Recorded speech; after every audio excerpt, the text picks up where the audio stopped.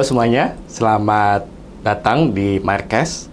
Hari ini, pada tanggal 22 Desember 2025, kita semua memperingati Hari Ibu. Nah, dalam kesempatan kali ini, kita akan membahas tidak hanya kasih sayang, akan tetapi kita akan membahas nilai luhur yang menjadi jati diri kita, yaitu Pancasila. Pada zaman sekarang, tepatnya tahun 2025 ini, tentunya tantangan yang kita hadapi itu tidak lagi sama dari 5 atau 10 tahun ke depan. Zaman sekarang, tantangan yang kita hadapi ialah tantangan bukan hanya di dunia fisik, akan tetapi tantangan juga di dunia digital, yang pada intinya itu sangat luas. Nah, pada kesempatan kali ini, kita akan hadirkan bintang tamu, narasumber yang luar biasa, yaitu beliau bisa dibilang menjalankan 3 shift kehidupan di dalam satu harinya. Beliau ini seorang hakim, beliau ini juga seorang dosen, dan beliau ini yang paling utama adalah seorang ibu.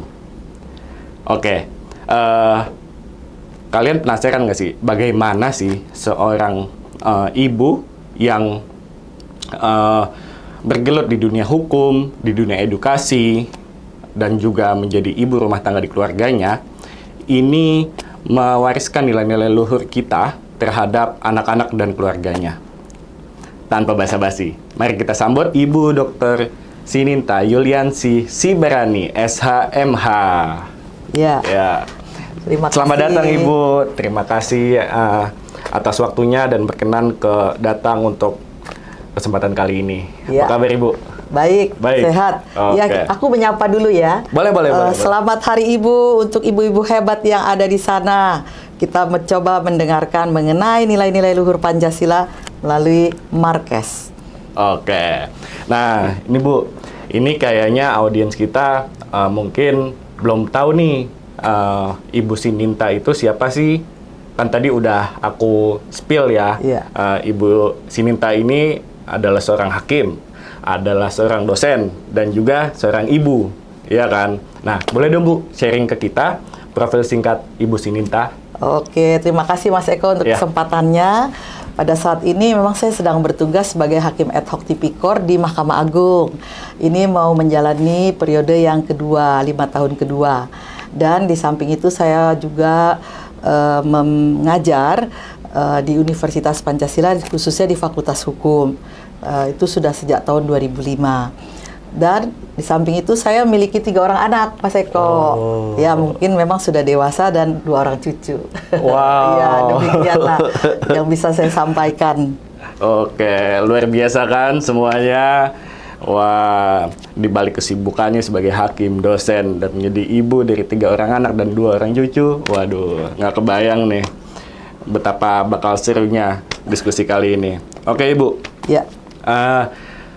Kita masuk ya ke pertanyaan pertama nih, yang mungkin lumayan ini ya, menarik ya. Ya. Kan di era digital ini, Bu, permasalahan cyberbullying ini sangat amat sering kita jumpai, tentunya di media sosial. Ya. Betul kan?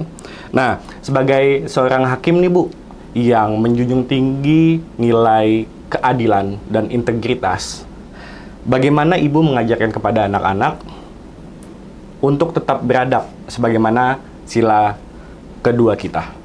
Baik. Gitu. Terima kasih pertanyaannya, luar biasa juga ini ya, mengenai sila kedua. Kemanusiaan yang adil dan beradab. Exactly, betul. Ya, ini memang kita ini manusia pada hakikatnya itu terdiri dari 3 komponen ya, 3 unsur ya, sebagai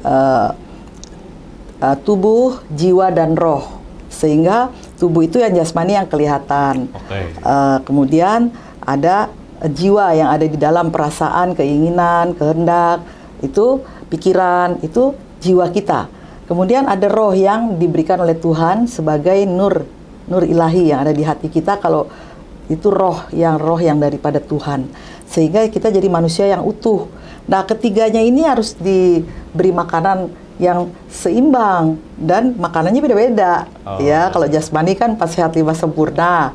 Kalau untuk itu makanan rohani. Kalau yang untuk kita punya jiwa, itu makanannya itu berupa edukasi, ya, kasih sayang, itu ya. Nah, seperti itu.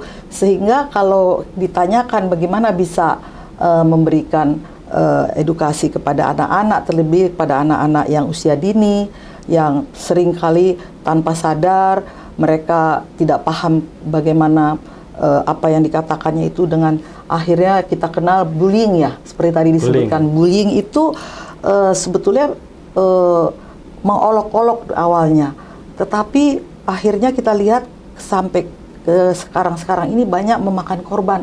Ada yang bahkan menjadi bunuh diri karena dibully. Nah, ini yang kita harus buka wawasan anak-anak kita. Jangan sembarangan kalau bicara, sehingga menyakiti hati sesama. Jadi seperti itu, kita kan manusia yang beradab, bermartabat. Kita harus bisa menghargai sesama manusia. Kalau kita disakiti bagaimana? Seperti itulah. Jadi jangan suka menyampaikan kata-kata yang tak berguna.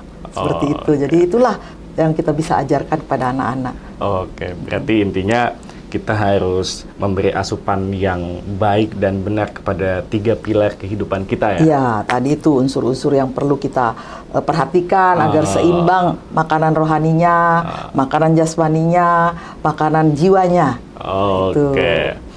Oke Bu, ngomong-ngomong mengenai 3 pilar itu. Nah, bagaimana sih Ibu memandang integritas digital? Atau bisa dibilang bagaimana Ibu melihat kejujuran di media sosial dan di meja hijau? Apakah itu berbeda atau sama, Bu?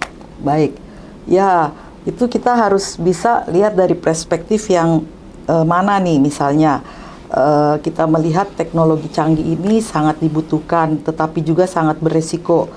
Jadi di era globalisasi yang diikuti dengan era digitalisasi, itu seperti pisau bermata dua. Ya, seperti pedang bermata dua, ada sisi positif, ada sisi negatif. Jadi kalau bicara di meja hijau sekarang, memang meja hijau juga tidak luput dari dunia maya, dari media sosial. Dan karena itu juga kita menggunakan teknologi canggih itu. Tetapi banyak hal-hal juga yang mengandung resiko, sehingga kalau melihat tadi dikaitkan dengan kejujuran, dikaitkan dengan nilai-nilai luhur Pancasila, itu sebagai filter. Nilai-nilai luhur Pancasila itu sebagai filter ketika kita melakukan profesi kita, baik sebagai hakim, sebagai akademisi, maupun sebagai ibu rumah tangga, tetap harus bisa memperhatikan nilai-nilai luhur apa yang harus dikembangkan. Jadi kejujuran itu tetap dinomorsatukan, walaupun banyak pihak-pihak yang memanfaatkan teknologi ini untuk hal-hal yang tidak baik. Nah, itu yang harus kita waspadai. Ada kesadaran, ada awareness bahwa di samping ada manfaatnya, ada positifnya, juga ada negatifnya. Nah, inilah yang kita harus terus-menerus membangun wawasan ini kepada anak cucu generasi kita yang sekarang. Oke, berarti peran seorang ibu itu sangat penting ya Bu untuk memfilter ya? Iya, memfilter apa-apa yang masuk, berita-berita itu kan kita harus bisa mengkomunikasikan dengan baik. Gitu, wah luar biasa kan insight-nya. Nah ini Bu, ngomong-ngomong mengenai Ibu kan ini seorang hakim tindak pidana korupsi di Mahkamah Agung. Nah ini nih sekarang bentuk korupsi udah bermutasi nih Bu ke bentuk digital ya kan, kayak ada judi online, ada pencucian uang yang berupa digital asetnya gitu kan Bu. Nah sebagai hakim tipikor nih Bu, bagaimana pandangan Ibu memberikan pengertian kepada generasi muda tentunya itu bahwa mencari kekayaan secara instan dan ilegal itu adalah bentuk pelanggaran keadilan sosial sebagaimana sila kelima kita? Iya. Baik, luar biasa ini pertanyaannya, sangat mendalam ya. Itulah disinilah gunanya peran ibu. Karena bagaimana kita mengembangkan pribadi seorang anak sehingga tumbuh dewasa dengan nilai-nilai kejujuran, nilai-nilai keadilan, jangan sampai mengambil hak orang. Jadi kita mulai lagi dari hal-hal yang kecil, kita mengajarkan dengan teladan, dengan tidak putus-putusnya kita memberi contoh dan mengajar bagaimana kalau diberikan uang harus bisa mempertanggungjawabkan uang itu kemana saja. Jadi dimulai dari hal-hal yang kecil, karena itu yang akan menjadi pondasi ke depannya ketika dia dewasa, dia juga tidak akan berani mengambil yang bukan haknya. Nah, ini yang kadang-kadang peran seorang ibu ini terlupakan karena mungkin zaman sekarang ibu-ibu bekerja ya, dan banyak aktivitas atau kegiatan yang kadang-kadang memberikan pendidikan anaknya itu kepada guru atau kepada guru ngaji atau kepada guru sekolah minggu. Nah, seperti itu yang harus kita waspadai. Tetap seorang ibu itu tetap harus menjadi tanggung jawabnya di dalam mendidik anaknya ketika mereka masih sangat membutuhkan apa yang baik dan apa yang tidak baik.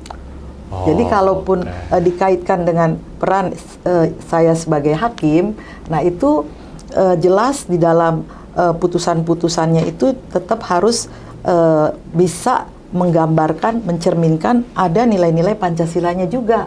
Di dalam putusan-putusan itu kita berusaha memang nomor satu itu asas keadilan yang diutamakan. Ya, dan itu harus berlaku. Kalau kita sudah terbiasa diberlakukan di dalam rumah, itu akan terbawa di tempat pekerjaan. Demikian sih menurut saya. Oke, berarti memang harus sedini mungkin ya, Bu ya? Iya, harus sedini mungkin kita bisa mempraktekannya sehari-hari.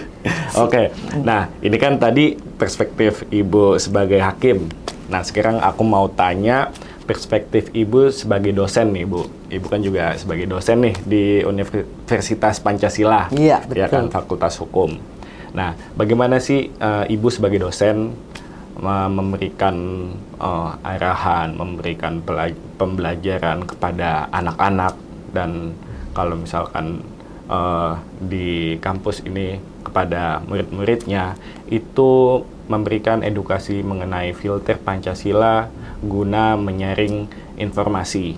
Karena yang kita bisa lihat permasalahan di era digital ini juga kan banyak banget tuh, Bu, kita nemuin hoax ya kan, dan penggiringan opini begitu kan, Bu. Nah, bagaimana nih Ibu sebagai akademisi, dosen itu memberikan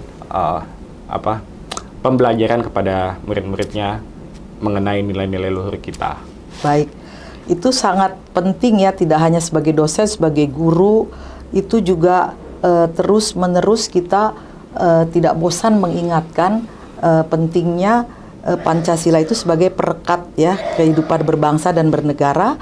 Dan seringkali untuk mahasiswa, karena mereka itu generasi penerus dan sekarang sudah masuk generasi Gen Z ya.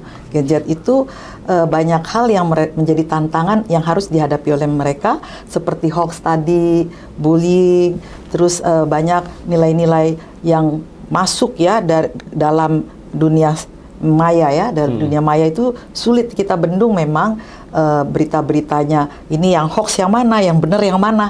Nah, itulah perlunya kita mempunyai pondasi nilai-nilai Pancasila itu berakar di dalam kehidupan anak-anak kita.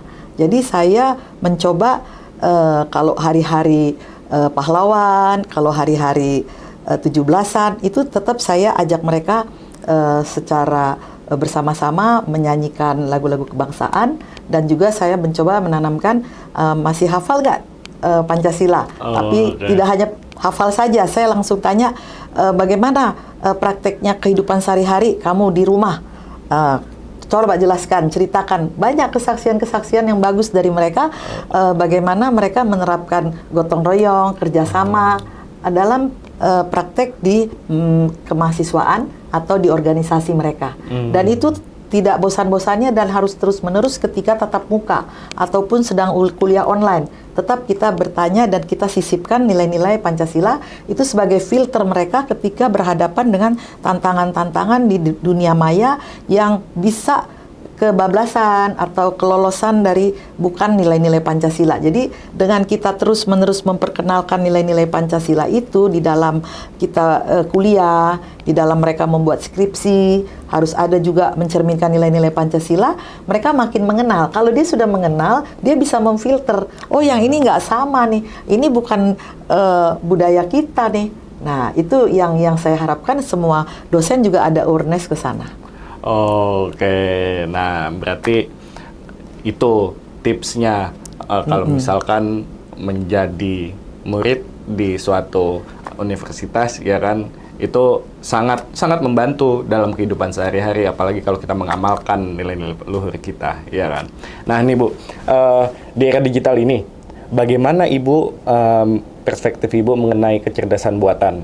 Apakah itu dapat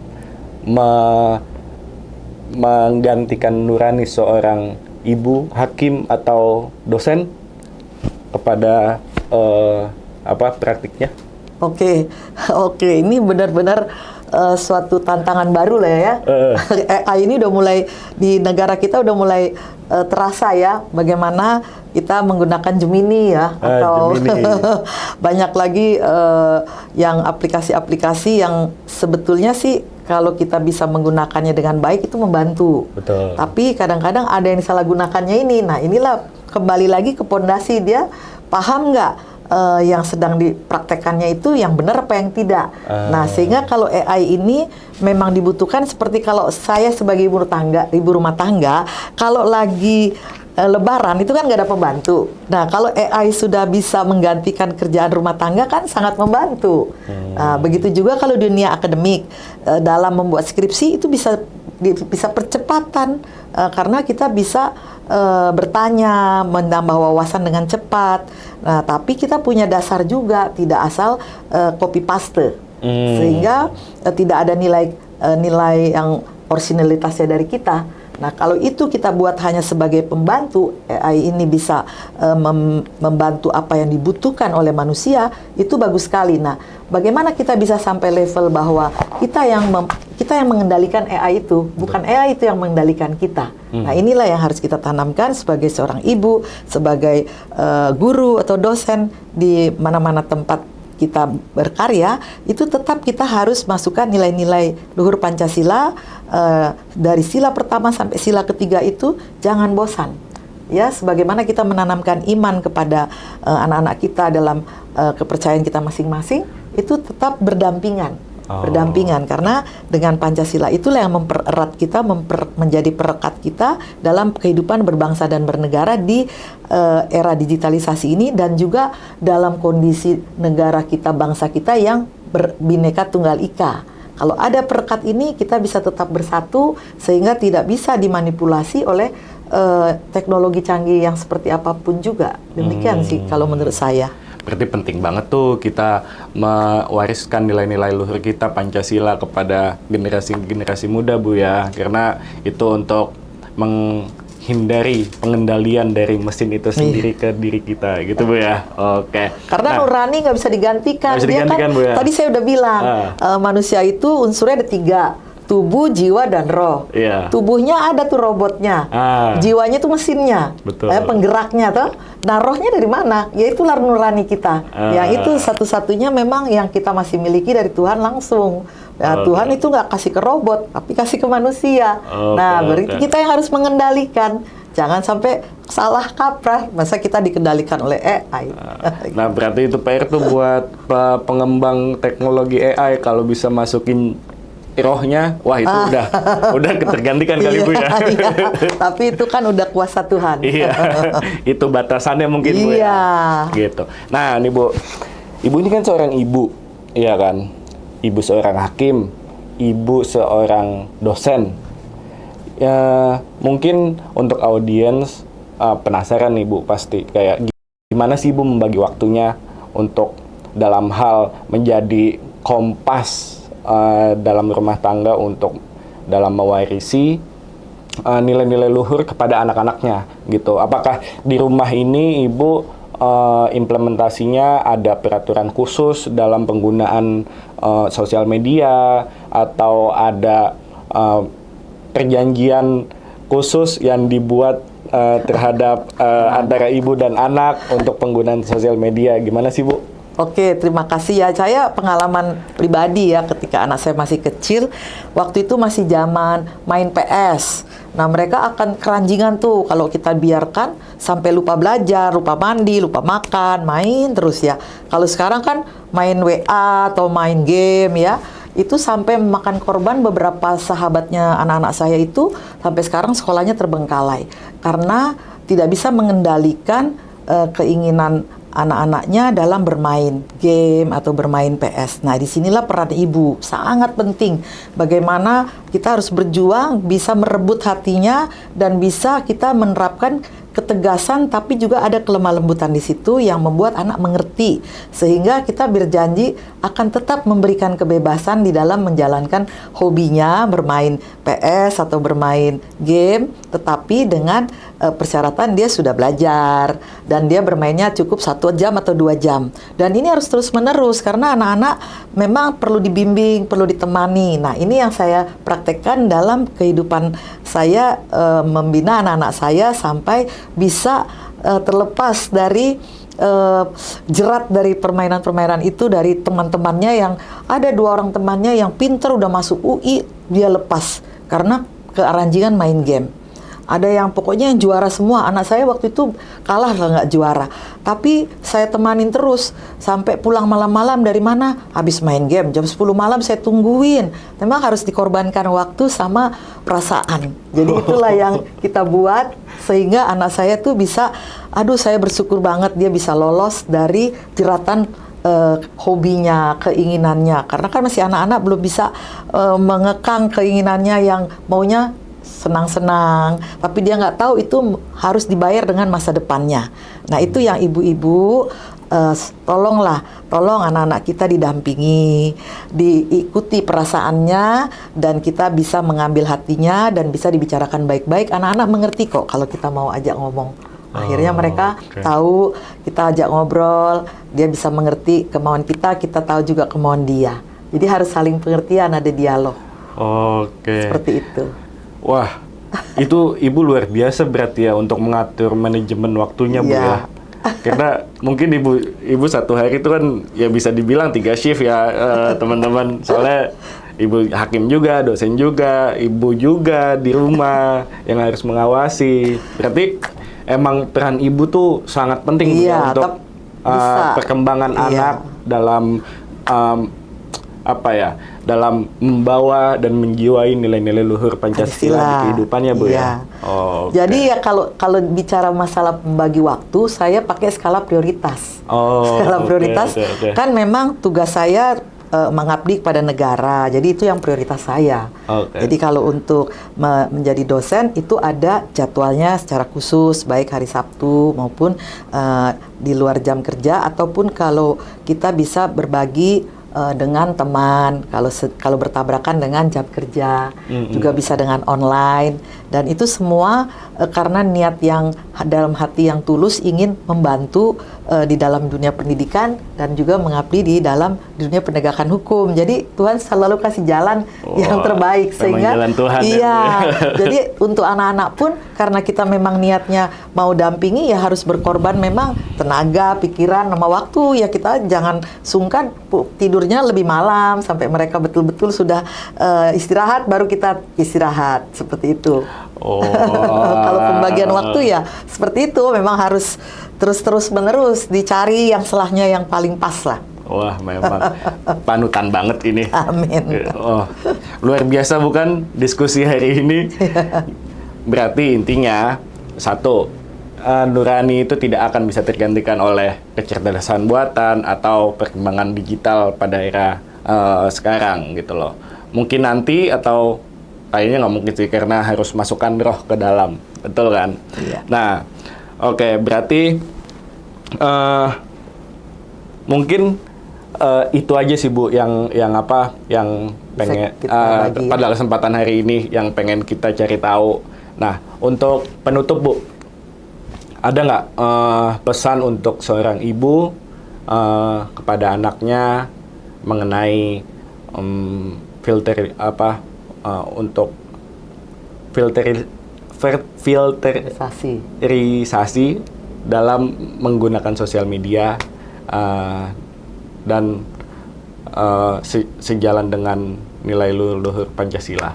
Iya, baik. Ini suatu hal yang penting buat ibu-ibu kita, ibu-ibu yang luar biasa, karena yang membangun bangsa kita tidak hanya bapak-bapak pendiri bangsa, tapi ibu-ibu juga ada. Ibu Fatmawati, Ibu SK Murti, ya itu semua ibu-ibu yang luar biasa hebat, yang bisa menjadikan contoh teladan buat ibu-ibu kita sekarang. Ibu Raden Ajeng Kartini itu kan semua menjadi contoh yang luar biasa. Jadi pada kesempatan Hari Ibu ini, biarlah kita sebagai seorang ibu, kita terus membangun kesadaran atau awareness bahwa sebelum kita mengajari anak kita, kita dulu nih paham Pancasila. Apa itu? Nilai-nilai luhur Pancasila itu yang sangat penting, karena hidup ini kalau nggak ada nilai, itu kosong ya. Jadi kita mau kemana tujuannya nggak jelas. Tapi kalau ada nilai, seorang ibu yang memahami apa pentingnya itu nilai, itu akan bisa memberikan juga pengarahan ke pendidikan dan nasihat-nasihat, serta bisa mendampingi putra-putrinya sehingga paham betapa pentingnya nilai-nilai luhur Pancasila berdampingan dengan kehidupan keagamaan masing-masing, sehingga anak-anak kita itu tidak terlepas dari akar budayanya, daripada apa yang menjadi tonggak ukur yang membuat negara kita masih kokoh berdiri sampai dengan sekarang, bisa memperkuat persatuan juga. Nah, itulah yang kita tanamkan sama anak-anak kita, tetap berpegang kepada nilai-nilai Pancasila, sehingga ideologi-ideologi yang berdatangan mencoba mempengaruhi kita itu bisa kita enyahkan, dan kita tetap berpegang pada Pancasila. Wah, luar biasa. Baik, terima kasih Ibu. Jadi intinya perkembangan zaman boleh sangat pesat, tetapi kasih sayang, integritas, dan nurani seorang ibu itu tidak mungkin diduplikasikan oleh mesin. Iya. Oke, jadi sekali lagi selamat Hari Ibu, Ibu Sininta, ya, dan ibu-ibu hebat di luar sana. Saya Muhammad Eko Julianto. Izin pamit undur diri, tetaplah menjadi Indonesia, tetaplah berpancasila dimanapun kalian berada. Sampai jumpa di episode selanjutnya. Salam Pancasila.